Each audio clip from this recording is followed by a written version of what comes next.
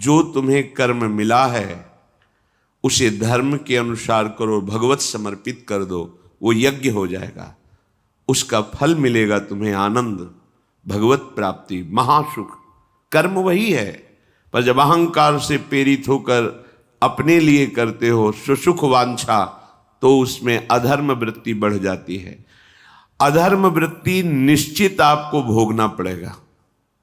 यदि भगवान की शरण में हो जाओ, अबलो नशानी अबना नशई हो, वो कृपा करे तो सब क्षमा हो जाए।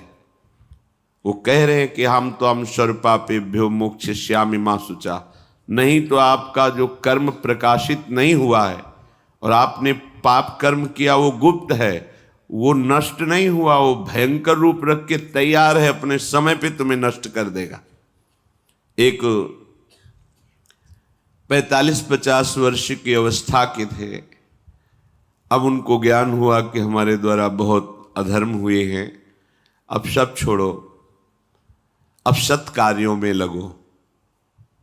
तो उनके सामने एक स्वर्णकार का मकान था।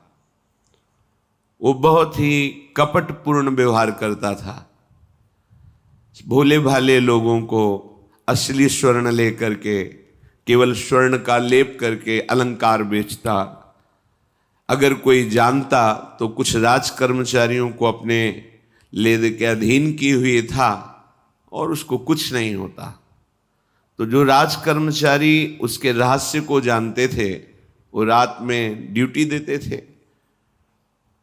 उन लोगों ने सोचा कि इतना धन इसने इकट्ठा किया है, अगर हम इसको मार देते हैं और इसका स्वर्ण ले लेते हैं तो कोई रिपोर्ट करने वाला भी नहीं होगा और हम बहुत धनी हो जाएंगे।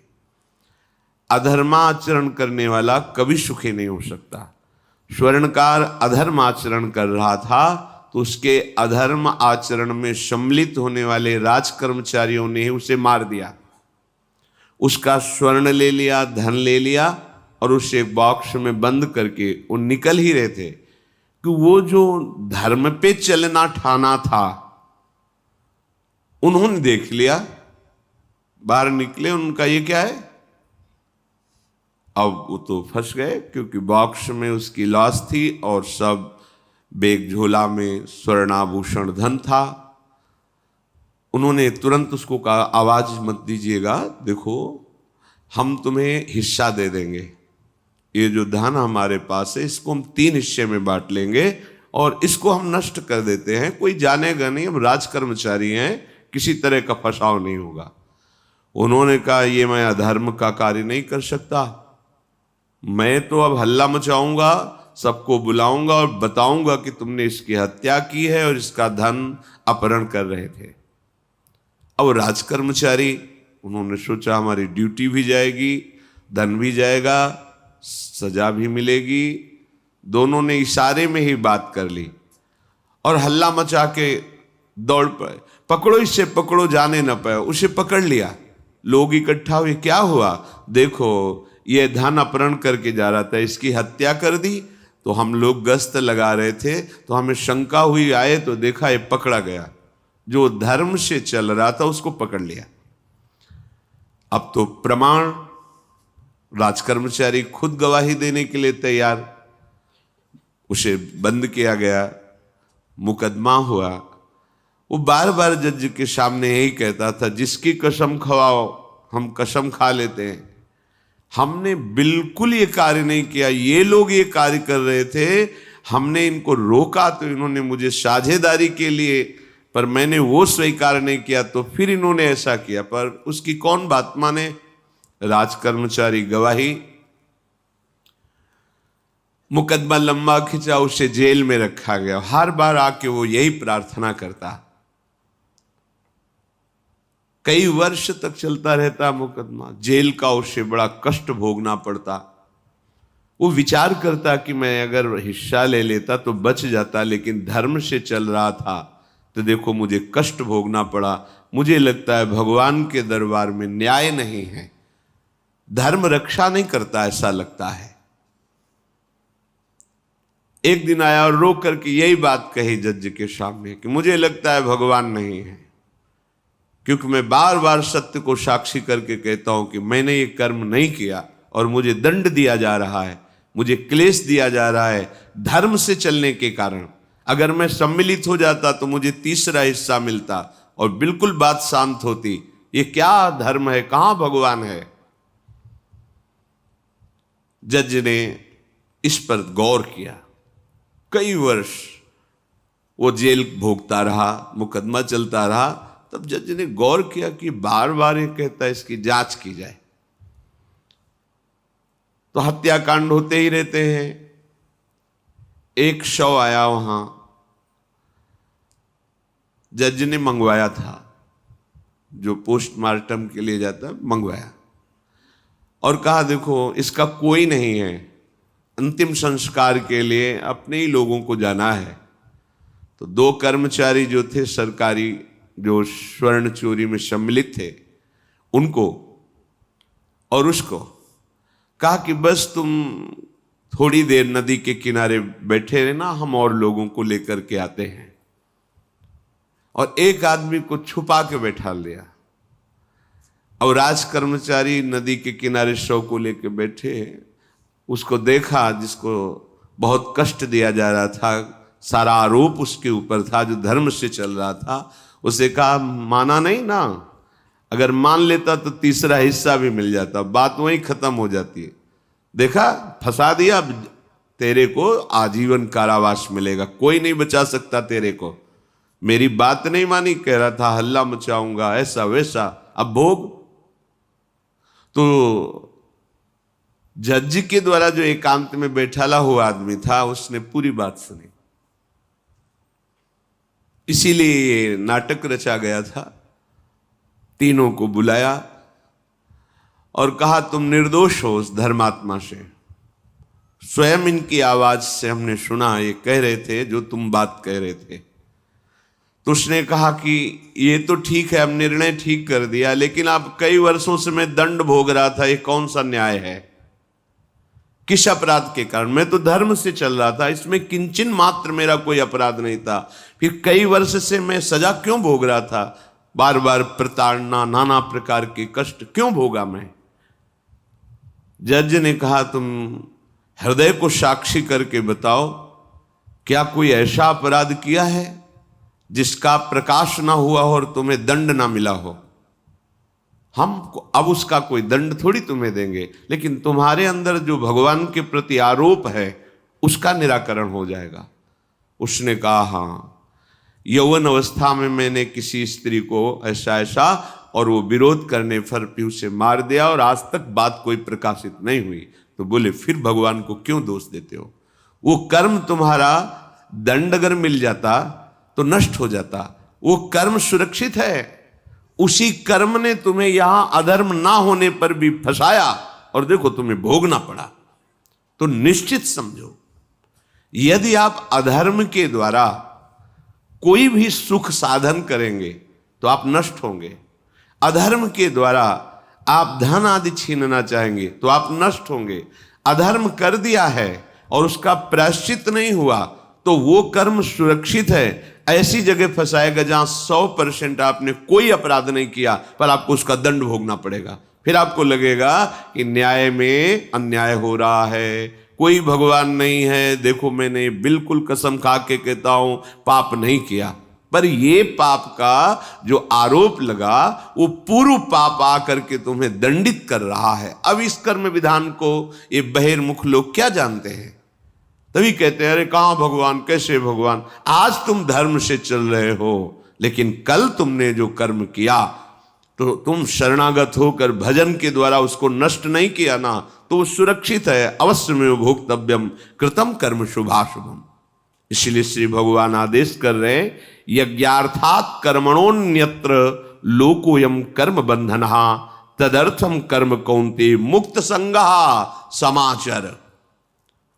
मुक्त हो जाओगे, न काम तुम्हें अधीन कर पाएगा, न पाप अधीन कर पाएगा, परमानंद में डूब जाओगे। केवल प्रभु के लिए कर्म करो। ये अगरबत्ती, धूप बत्ती, आरती, पूजा प्रभु को अपना नहीं माना तो ये थोड़ा शुभ कर्म बन गया, बस ये तुम्हारा प्रायश्चित नहीं होगा। जो तुमने अधर्माचरण के अगरबत्ती धूपबत्ती से खत्म होने वाले नहीं हैं, उनके लिए तुम्हें नाम जप करना पड़ेगा, नाम कीर्तन करना पड़ेगा। नाम कीर्तनम यस्य सर्व पाप प्रणाशनम, समस्त पापों का नाश करने में समर्थ है। राधा राधा राधा, कृष्ण कृष्ण कृष्ण, गोविंद गोविंद गोविंद। भगवन नाम, अगर भगवन नाम का आप निरंतर जप करने लगे तो आप स्वयं तर जाएंगे और लोगों को तार देंगे। मम भक्तियुक्तो भुवनम पुनात् सतरति सतरति सा लोकान तारयति। जो भी कर्म कर रहे हो वो भगवान के लिए भावना करो, उस कर्म को भगवान को समर्पित करो, तो तुमसे पापाचरण नहीं होगा। जो पापाचरण हो गए हैं 10 मिनट केवल बैठ करके अपने घर में ही ताली बजा के मंजीरा लेकर के, इसे नाटक मत समझो, आडंबर मत समझो। नहीं, जो आडंबर और नाटक किए हैं ना, वो जब अपना नाटक फैलाएंगे तो तुम उस नाटक से निकल नहीं पाओगे। माया का नाटक है। भगवान नाम कीर्तन, ये जो लोग कहते हैं ना कि भगवान तो हृदय में बैठे, दिखावे की क्या जरूरत है। अगर इतना बोध हो चुका है भगवान हृदय में बैठे, तब तो आप सिद्ध हो गए। केवल वाणी से बोल रहे हो, मन मानी आचरण कर रहे हो, दुर्गति को प्राप्त हो रहे हो, तो है ना सबके हृदय अछत विकारी, पर सकल जीव जग दीन दुखारी। सबके हृदय में बैठा है, पर दुर्दशा रोक रहा है क्या वो? क्यों? क्योंकि तुम केवल बातों से कहते हो सबके हृदय में बैठा है। ऐसा अनुभव किया? अगर ऐसा अनुभव किया तो बेविचार किसके साथ करते हो, चोरी किसकी करते हो, हिंसा की, कपट किससे, द्वेष किससे? बस केवल बातों से बात नहीं बनती। ये कर्म बातों से नष्ट नहीं होता, इसके लिए अनुष्ठान करना होगा नाम का। चाहे जैसी परिस्थिति हो, चाहे जो हो, जैसे भी हो, तुम्हारा मंगल होगा। अहोबत स्वपचतो गरीयान यज्जिभ्यागे वर्तते नाम तुभ्यम। वो नीच आचरण करने वाला, अभक्ष पदार्थ खाने वाला भी यदि भगवान नाम उच्चारण करता है तो परम पावन हो जाता। अहो, आश्चर्य की बात! बड़े बड़े प्रायश्चित जिसे पावन नहीं कर सकते, भगवान नाम उसे पावन कर देता है। जय शीत हरिवंश विचार के मनुज देह गुरु शरण गही, सकई तो सब पर पंच तजी कृष्ण कृष्ण गोविंद कही। कृष्ण कृष्ण गोविंद क्या जाता है? हम तो ये नहीं कह रहे कि तुम नहा के जपो, तुम ऐसा को, जैसे हो जहां हो, गोविंद गोविंद राधा राधा राधा वल्लभ श्री हरिवंश, तुम पावन हो जाओगे प्यारे। तुम्हारी दुर्गति, तुम्हारी विपत्ति, तुम्हारी उन्नति में जो बाधक कर्म है उनको नष्ट करो। किसी से भीख मांगने की जरूरत नहीं, कृपा की। अगर नाम जप नहीं तो कहीं भी भाग के चले जाओ, देख लो तुम्हें क्या मिलता है। नाम जप करो, तुम स्वयं देने वाले बन जाओगे। मांगना मिट जाएगा जन्म जन्म का। विश्वास करो, जैसे भी हो। नहीं छोड़ पा रहे गंदी बातें, शुरू करो। नाम को तो अंदर लाओ, वो तुम्हें इतनी सामर्थ्य देगा, सब छूट जाएगा, सब छूट जाएगा। विश्वास करो। आज तक जितने बड़े बड़े ऊंचाई के पद पर पहुंचे हुए महात्मा हैं, सबके मूल में नाम पाया गया। निरंतर नाम जप, निरंतर अभ्यास करने से होता है। विश्वास करो, इसके बराबर न तीर्थ याटन है, न कोई अन्य साधन है। नाम कलयुग केवल नाम आधारा, सुमिर सुमिर नर उतर ही पारा। जिसने नाम का आश्रय ले लिया महासुखी हो गया। पर जब तक तुम्हारे पाप कर्म भस्म नहीं होते, तब तक तुम्हें आनंद नहीं मिलेगा। इसलिए विश्वास करके दीर्घ काल तक सम्मान पूर्वक, आदर पूर्वक हृदय में नाम जप करो। जब पाप वासनाएं नष्ट हो जाएंगी, पाप प्रवृत्ति नष्ट हो जाएगी, तब आनंद की धारा, तुम्हें कोई भी विपत्ति, कोई भी संकट परास्त नहीं कर पाएगा। प्रश्न होता है कि हम बहुत प्रयास करते हैं पर सफलता नहीं मिलती। प्रयास को कहते हैं पुरुषार्थ, और सफलता नहीं मिली उसको कहते हैं प्रारब्ध। कभी कभी प्रारब्ध बहुत जोर का होता है, जो बड़े बड़े ऋषि मुनियों के ऊपर भी हावी हो जाता है। पर पुरुषार्थ व्यर्थ नहीं जाता। यदि वो सत है तो तुम्हारा पुरुषार्थ भी तो असत है। अगर राधा राधा बीच में बोलते रहो और प्रभु की भावना कर लो कि 8 घंटे से जो काम कर रहा हूं वो समय और वो कार्य दोनों प्रभु को समर्पित करते हैं, अब ये सत्य पुरुषार्थ हो गया। अब प्रारब्ध को बदलने की सामर्थ्य आ गई तुम्हारे पुरुषार्थ में। खिलवाड़ नहीं है जो तुम एक भी कर्म करते हो, वो कर्म सुरक्षित है, वो तुम्हें दंड दे के रहेगा या तुम्हें सुखी करके रहेगा। असत है, पाप है तो दंड देगा, सत है, सुकृत है तो सुखी करेगा। विश्वास मानिए, ये सत्य वार्ता है, ये कोई चाटुकारिता की बात नहीं है। सत्य में सत्य रहता है, चाहे जो युग हो, चाहे जो समय हो, सत्य अपना प्रभाव दिखा के रहता है। इसलिए भगवान का आदेश है, तुम्हारा जीवन भगवत प्राप्ति के लिए, आनंद में डूबने के लिए, मस्त होने के लिए मिला है। ये मस्ती नशा में नहीं है, ये मस्ती दूसरों के शरीर का मांस खाने में नहीं है, ये मस्ती दूसरों की हिंसा व्यभिचार इसमें नहीं है। मस्ती है स्वात्मानंद की। जब कोई चाह नहीं, कोई परवाह नहीं, मृत्यु भी एक खिलौना लगने लगे, उसे मस्ती कहते हैं। वो मस्ती आती है भगवान नाम जप से। शुद्ध ज्ञान का प्रकाश हुआ, मरने का भय खत्म हो गया, क्योंकि शरीर राग नष्ट हो गया। इसलिए सावधान होकर जो जहां जैसी भी परिस्थिति में हो, भगवान नाम सदैव अपने पास रखो। राधा राधा, कृष्ण कृष्ण, गोविंद गोविंद। देख लेना, निहाल हो जाओगे, निहाल हो जाओगे, मस्त हो जाओगे। हमारी बात मान लो, हमारी प्रार्थना मान लो, कुछ इसमें नहीं लगता है। इसमें न पैसा देने की बात कर रहे, ना कोई संयम नियम की बात कर रहे। जैसे बने, मन नहीं लगता, मत लगने दो, ये बड़ा दुष्ट है। ये लगता है हमें दुर्गति कराने के लिए।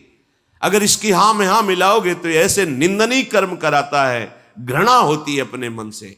देखो ना, झांक के देखो ना मन को, कभी ये तृप्त नहीं हुआ। वही गंदी बात, वही गंदा चिंतन, वही गंदे आचरण की प्रेरणा। इस दुष्ट को मित्र मानते हो, ऐसे मन को। जो हमारा खास दुश्मन है वो मन है। वासनाओं में फंसा हुआ, वासनाओं की प्रेरणा करने वाला दुश्मन मन है। इस मन को डंडे से मारो। डंडा है हरिनाम। जितना जपोगे मन उतना ही सावधान रहेगा। कृष्ण कृष्ण, गोविंद गोविंद गोविंद, निरंतर रटन करो। राधा राधा राधा। क्या जाता है? जिह्वा से नाम उच्चारण कर रहे, शरीर से अच्छे कर्म कर रहे हैं, विचार अपने आप पावन होने लगेंगे। विचार पावन हुआ तो महात्मा हो गया, चाहे वो गृहस्थ हो, चाहे वो विरक्त हो। तो ध्यान दीजिए, हमारे पुरुषार्थ को प्रबल करने वाला और प्रारब्ध को नष्ट करने वाला एक ही महान समर्थ है, भगवान नाम। इसके सामने कोई साधन बराबरी नहीं कर सकता। ये महामहिम नाम भगवान का है, भगवान को भी अधीन करने की सामर्थ्य रखता है। ये जो निकृष्ट भाव बैठा हुआ है, बेटी हुई उदास हो गए, लड़का हुआ थाली बजाओ, घंटा बजाओ, जिससे बहुत बड़ा, बिल्कुल ठीक नहीं है। ये बेटा होता किससे है? बेटी से ही होता है। तुम किससे हुए हो? किसी मां से हुए हो। वो क्या थी? किसी की बेटी ही थी। कैसी मूर्खता छा गई है, गर्भस्थ बेटी की कोई परवाह न करके उसको। ये क्या है? कितने राक्षस वृत्ति में आ गए हैं हमारी। राक्षस भी अपने बच्चों को नहीं खाते। कितनी राक्षसी बुद्धि। हम सुंदर दिखना चाहते हैं, समाज में सम्मान पाना चाहते हैं, और पाप कर्म कैसा? बेटी है गर्भ में, हत्या करा दो, नहीं चाहिए। बेटा कहां से पैदा होगा? वो किसी की बेटी से ही तो पैदा हो रहा है। कैसी मूढ़ता छा जाती है। वैसे भी शास्त्र में स्त्री हत्या करना बहुत बड़ा महापाप कहा गया है। फिर भ्रूण हत्या, गर्भ हत्या, गर्भस्थ शिशु की, उसमें भी कन्या, सर्वनाश। इसके बाद फिर रोते हैं, हमने कौन सा पाप किया, भगवान ने हमारा पुत्र छीन लिया। कौन सा पाप किया, भगवान ने ऐसा कर दिया। अरे अपने डायरी में तो लिखा करो कि तुमने कौन से पाप किए हैं। फिर जब परिणाम आवे तो सोचोगे तो लगेगा बहुत हल्के में निपाट रहे हैं भगवान, हमें तो बहुत कष्ट मिलना चाहिए। कैसी कैसी निर्दयता बैठ गई हो। हम मनुष्य कहलाते हैं, सदगृहस्थ कहलाते हैं, गर्व से चलते हैं। और गर्भस्थ शिशु की हत्या करते हैं। मान जाओ, ना सत्संग सुन रहे हो, ना शास्त्र स्वाध्याय कर रहे हो, इसलिए तुम्हें पता नहीं कि तुम कौन सा पाप कर रहे हो। ऐसे ये पाप, कुछ पाप ऐसे हैं जिनको वज्र की लीक कहा गया। वज्र की लीक में मिटाल नहीं सकते, तुम्हें भोगना पड़ेगा। जो गृहस्थ है और संतान नहीं है, उस जीवन को सार्थक करने के लिए अपने गृहस्थ जीवन का त्याग करो, तीर्थ धाम कहीं वास की व्यवस्था करो और दोनों मिलकर भजन करो, अपने शरीर को पूरा करो, तो जीवन सार्थक हो जाएगा। अगर गृहस्थ है, संतान है, पढ़ाओ लिखाओ, उसको उसी योग्य करो जैसे तुम्हारे माता पिता ने किया है, तो तुम उस ऋण से मुक्त हो जाओगे। और फिर भी भजन करो, भजन ही तुम्हें भगवान की प्राप्ति कराएगा। दूसरा, जो अपने धर्म से भ्रष्ट हो चुका है, उसका जीवन व्यर्थ है। आपका एक धर्म है, सबसे पहला धर्म है मनुष्य धर्म। मनुष्य का क्या कर्तव्य है? अपने प्राणों का भी बलिदान देकर दूसरे की रक्षा करना, और यहां अपने मन को सुख पहुंचाने के लिए दूसरे की हत्या कर देना। कैसा राक्षसी भाववृत्तियों में आ गया। देखो, अगर कोई माता बहन एकांत मिल जाए तो बस राक्षस जैसे टूट पड़ते हैं, ऐसे स्वभाव, मार दो, जला दो, काट दो। बड़ी दुर्गति होगी, देख लेना, यहां भी होगी। छुपा के भी कर लो, तब कर्म प्रकाशित होगा। जब तुम अपराध नहीं करोगे, अपराध नहीं करोगे, तब वो अपराध तुम्हें फंसाएगा और जीवन भर रुलाएगा। मरने के बाद नर्क मिलेगा। नर्क माने बड़ी जेल है, वो बड़ी जेल, ये छोटी जेल है।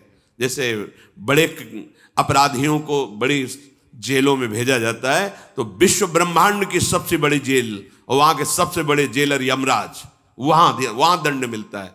आप ऐसा ना सोचिए कि ये सब गप है। गांव में जैसे बात करे तो लगता है गप है, जब जेल हो आते हैं ना तो कहते हैं। एक गांव में मिले थे, कहा था कि अगर रोज 5 जूता कोई गांव में हमें मारे तो हम उसे सह लेंगे, लेकिन दोबारा जेल जाने वाला आचरण नहीं करेंगे। दिखा रहे थे कि देखो कैसे कैसे कष्ट वहां के कैदी भी मारते हैं, जो बहुत पुराने हो गए हैं, वो हमको अनुशासन में रखते हैं। ऐसा ऐसा कितना कष्ट।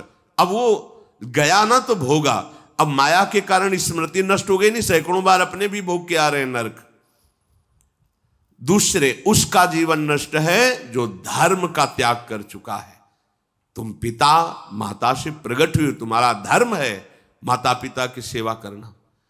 वयोवृद्ध बेचारे माता पिता उठने बैठने में असमर्थ हैं, आप पैसे कमाने के लिए अपनी बहुली निकल गए, अब वो कष्ट भोग रहे हैं। ना उनको देखना है, ना उनकी व्यवस्था करना है, मरने दो तो ठीक है।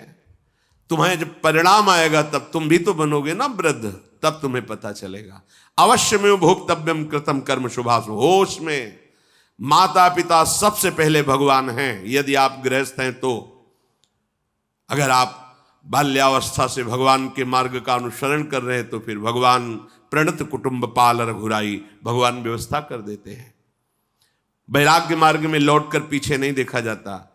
हमारे भगवान के अवतार मानेंगे महाप्रभु चैतन्य देव, नवयुति विष्णु प्रियाजी माता सची छोड़ के चल दिए। आद्य गुरु भगवान शंकराचार्य भगवान के अवतार मां केवल छोड़ के चल दिया। भगवान के मार्ग में यदि ऐसे चले तो भगवान संभाल लेते हो, परम पद मिलता है 21 पीढ़ियों को। मां तो बिल्कुल नजदीक है, 21 पीढ़ियों को भगवत प्राप्ति हो जाती है। और शब्द है प्रणत कुटुंब पाल रघुराई, भगवान स्वयं उसके परिवार का पोषण करते हैं। पर यदि गृहस्थ धर्म में हो और अपने माता पिता का त्याग कर दिया, उनकी सेवा नहीं करते, वो दुख भोग रहे, तो नरक यंत्रणा मिलेगी और जीते जी तुम उन्नति को प्राप्त नहीं हो सकते। तुम्हें भले उन्नति दिखाई देती हो, बाद में परिणाम देख लेना आप। तीसरा, जो दूसरों के भोजन छीनने की चेष्टा में रहता है, कैसे इसका धन अपहरण कर लें, कैसी जमीन अपहरण कर लें, कैसे इसकी अव्यवस्था पैदा कर दें इसके जीवन में, जो केवल अपने ही सुख को देखता है उसकी दुर्गति होती है। तीसरा, उसका जीवन व्यर्थ है। जो दूसरों के सुख का अपहरण करके सुखी होना चाहता है, सदैव केवल अपने सुख में डूबना, सोचना कैसे मैं सुखी हो जाऊं, अधर्माचरण करूं, छीन लूं, क्या करूं, कैसे करूं, उसका जीवन व्यर्थ है। और चौथा, जो आए हुए साधु महात्मा अतिथि का अनादर कर देता है, अपमान कर देता है, सारे सुकृत नष्ट हो जाते हैं। ये चार का जीवन बिल्कुल व्यर्थ हो जाता है। इनको असत जीवन कहा गया है, वृथा जीवन कहा गया है। इसलिए हे युधिष्ठिर, ये चार दोष कभी हृदय में ना आने पावे। आरूढ़ पतिते दत्तो मन्यायोपहृतम चयत व्यर्थम तु पतिते दानम ब्राह्मणे तस्करे तथा। बहुत ध्यान देने योग्य बात। जो वानप्रस्थ या विरक्त भाव संन्यास ले लेते हैं और कुछ वर्ष चलने के बाद मैं तो इस पे नहीं चल पाऊंगा लौट जाते, उन्हें घोर नरक की प्राप्ति होती है। कुछ भी कर लो, ये भारी अपराध तुम्हें नरक की प्राप्ति कराएगा। मार्कंडेय जी महाराज युधिष्ठिर को उपदेश कर रहे हैं। एक बार एक सन्यासी जी ने कहा था कि हमने गुरुजनों से सुना है कि यदि वचन से संकल्प ले ले कि बस अब कुछ महीने बाद हम सन्यास ले लेंगे और विरक्त होकर भगवान का भजन करेंगे, और यदि वो ऐसा नहीं करता तो उसे चंद्रायण व्रत रहना चाहिए, तब उस पाप से मुक्त होगा। चंद्रायण व्रत कहते हैं प्रतिपदा को 1 ग्रास, द्वितीया को 2 ग्रास और अमावस्या को 15 ग्रास, फिर नीचे घटाते चले जाओ 14, 13, 12, 11 ऐसे पूर्णिमा को पूर्ण 1 महीने से उपवास रहने से हम सन्यास लेंगे। इस बात के अपराध का उसको सन्यास लिया नहीं, केवल घोषणा कर दी थी। और जो सन्यास ले लिया या वानप्रस्थ, वानप्रस्थ कहते हैं पत्नी के सहित विरक्त होकर भजन करना। गृहस्थ में थे, अब निर्णय कर लिया कि अब आजीवन हम ब्रह्मचर्य रहेंगे और भगवान का भजन करेंगे, धाम तीर्थ वन आदि में रहकर वो जीवन में दोनों भजन करके भगवान की प्राप्ति में लगा, उन्हें वानप्रस्थ कहते हैं। सन्यास जो पूर्णतया वैराग्यवान होकर केवल भगवान के आश्रित जीवन। सन्यास मार्ग में माता पिता परिवार का दिया हुआ कुछ स्वीकार नहीं किया जाता, उनके द्वारा भरण पोषण नहीं स्वीकार किया जाता। अगर स्वीकार करता है अपने धर्म से भ्रष्ट हो जाता है। ये मनमानी आचरण, न शास्त्र स्वाध्याय है न सत्संग में श्रद्धा है। मनमानी आचरण से अध्यात्म मार्ग प्रकाशित नहीं होता। जिसने सन्यास ले लिया और वो फिर गृहस्थ में लौट जाता है, अब हमसे तो होने वाला नहीं, तो उसे आरूढ़ पतित कहते हैं। आरूढ़ पतिते दत्तो मन्यानयोपहृतम चयत, उसको दुर्गति प्राप्त होती है। इसलिए होश में ये मार्ग ऐसा नहीं अब हमारा मन नहीं लगता, अरे अहो भाग्य है कि तुम्हारे भाग्य से विषय भोग मिटा दिया भगवान ने, तुम्हें परमार्थ का मार्ग दे दिया। जिसको छोड़ना कठिन है भगवान ने उसे काट दिया, चलो मेरे मार्ग में चलो। हम मनमानी आचरण नहीं, बिल्कुल नहीं। यहां शास्त्र आदेश करता है, ऐसे नहीं होना चाहिए कि 4 दिन हुए कपड़ा उतार दिया, कपड़े बदल लिए, 5वें दिन फिर उसी पोशाक में। तो जानते हो इससे क्या होगा? जीवन भर कुछ कर लो, दुर्गति प्राप्त होगी। तस्मात् शास्त्रम प्रमाणम ते कार्य, ये कानून है। कानून में फंस गए तो सजा निश्चित होगी। ये भागवतिक कानून जैसे एक राजकीय कानून है, तो ये भागवतिक त्रिभुवन का कानून है। त्रिभुवन में कहीं यही कानून काम करेगा। अलग अलग देश का कानून है, लेकिन ये त्रिभुवन का कानून है, विश्व का कानून है, ये भगवदीय कानून है। अगर इसमें फंस गए तो निकलना मुश्किल हो जाएगा। बहुत शास्त्र के अनुसार चलो। तो जो वानप्रस्थ या सन्यास लेकर के पुनः गृहस्थ धर्म से युक्त हो जाता है, उसकी दुर्गति निश्चित हो जाती है। आप तुम वो कर ही नहीं पाओगे। जैसे कहते हैं अब मंत्र ले लिया, आप क्या जाने की जरूरत है? मंत्र प्रकाशित ही नहीं होगा, जप ही नहीं पाओगे। लिख के देख लो, ये शब्द लिख लो, मंत्र नहीं प्रकाशित होगा, जप ही नहीं पाओगे। खिलवाड़ है परमार्थ चलना। एक एक अक्षर में अगर त्रुटि हो जाती है तो छाती जलेगी। कैसे गलती कैसे होगी? एक अक्षर भी अगर शास्त्र सम्मत इष्ट प्रेरित है, हृदय शीतल रहेगा, परमार्थ प्रकाशित रहेगा। ये मार्ग है। अब कौन शास्त्र स्वाध्याय करता है? कहां में सत्य चर्चा सुनने को मिलती है?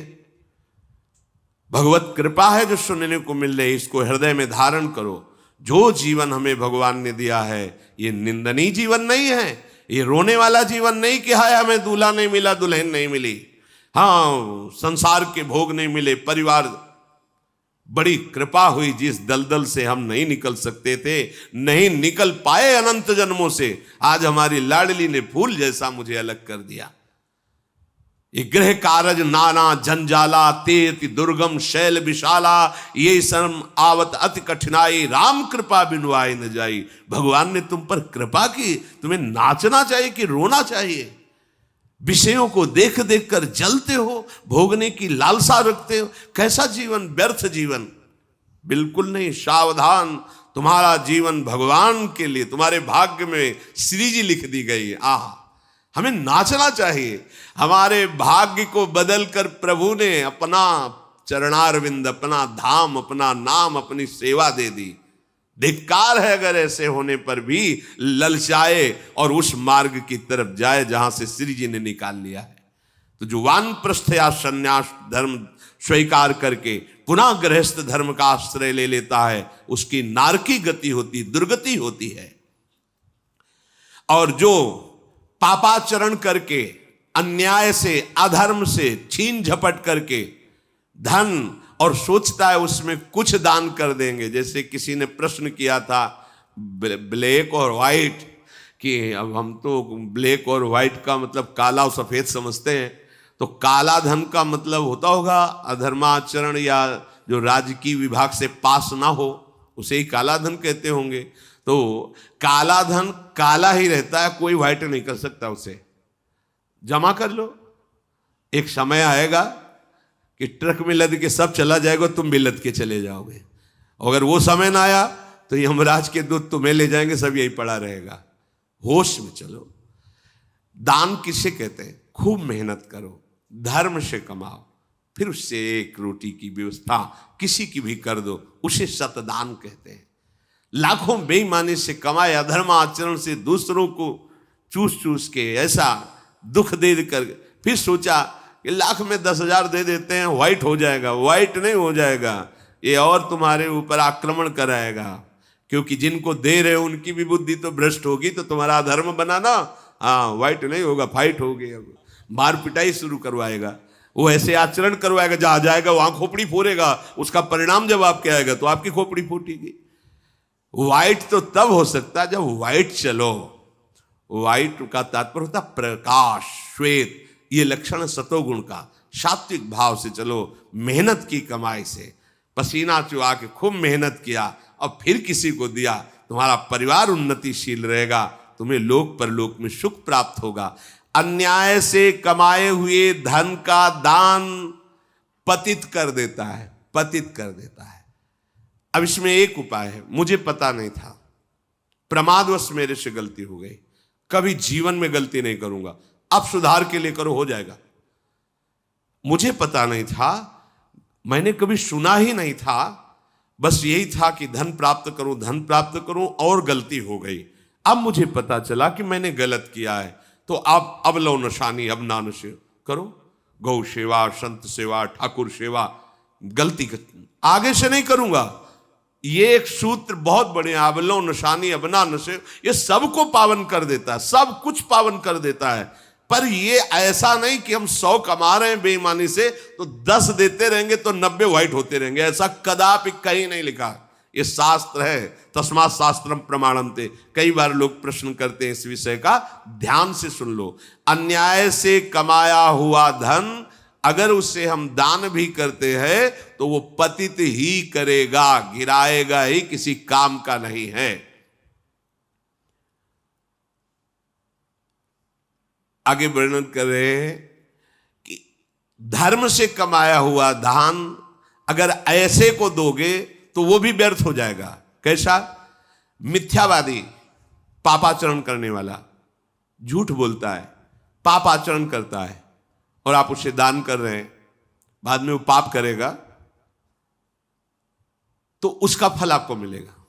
उसके पाप के बढ़ावे में आप साझेदार हुए, आपका जो दान था उसके पाप में बढ़ावा देगा, आपको उसको साझेदारी का फल भोगना पड़ेगा।